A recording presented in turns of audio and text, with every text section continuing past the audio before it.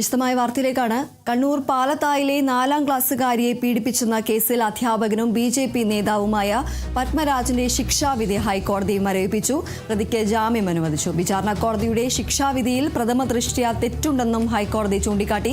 ഇരയായ കുട്ടിയുടെ മൊഴിയിൽ കാര്യമായ വൈരുദ്ധ്യങ്ങളും തിരുത്തലുകളും ഉണ്ടെന്ന പ്രതിയുടെ വാദം പ്രാഥമികമായി പ്രസക്തമാണെന്ന് കോടതി നിരീക്ഷിച്ചു.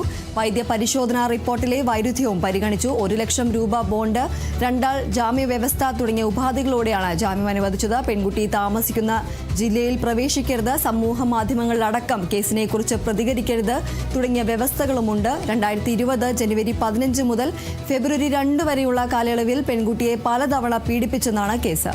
വിചാരണ കോടതി കഴിഞ്ഞ വർഷമാണ് K. പത്മരാജന് ജീവപര്യന്തം തടവും പിഴയും വിധിച്ചത്.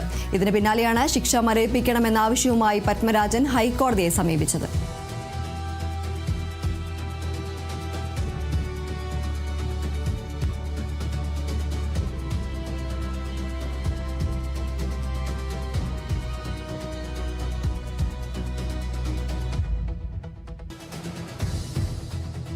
മ്യാൻമാറിലെ ബുദ്ധ വിഹാരത്തിന് നേരെ വ്യോമാക്രമണം. മ്യാൻമാർ സൈന്യം നടത്തിയ ആക്രമണത്തിൽ 14 പേർ കൊല്ലപ്പെട്ടു, 20-ലധികം പേർക്ക് പരിക്കേറ്റു.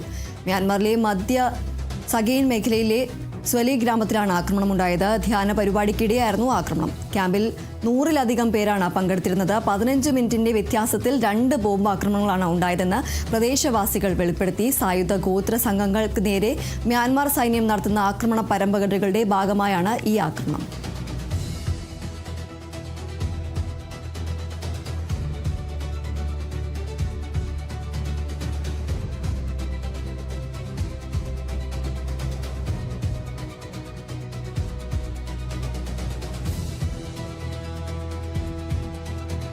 ഡൽഹിയിലെ CJP സമരത്തിനിടെയുണ്ടായ പെല്ലറ്റ് ആക്രമണത്തിൽ കൂടുതൽ വിദ്യാർത്ഥികൾ പരാതിയുമായി പോലീസിനെ സമീപിച്ചേക്കും. പ്രതിപക്ഷ നേതാവ് രാഹുൽ ഗാന്ധിയുടെ നേതൃത്വത്തിൽ കൂടുതൽ വിദ്യാർത്ഥികളുടെ പരാതികൾ ഏറ്റെടുക്കാനാണ് കോൺഗ്രസിന്റെ തീരുമാനം. പെല്ലറ്റ് ആക്രമണത്തിൽ പരിക്കേറ്റ സഹാലിനൊപ്പം രാഹുൽ നടത്തിയ സമരം ഇന്നലെ ഫലം കണ്ടിരുന്നു. രാഹുലിന്റെ 5 മണിക്കൂർ നീണ്ട പ്രതിഷേധത്തിനൊടുവിലാണ് സാഹിലിന്റെ പരാതിയിൽ FIR രേഖപ്പെടുത്താൻ ഡൽഹി പോലീസ് തയ്യാറായത്.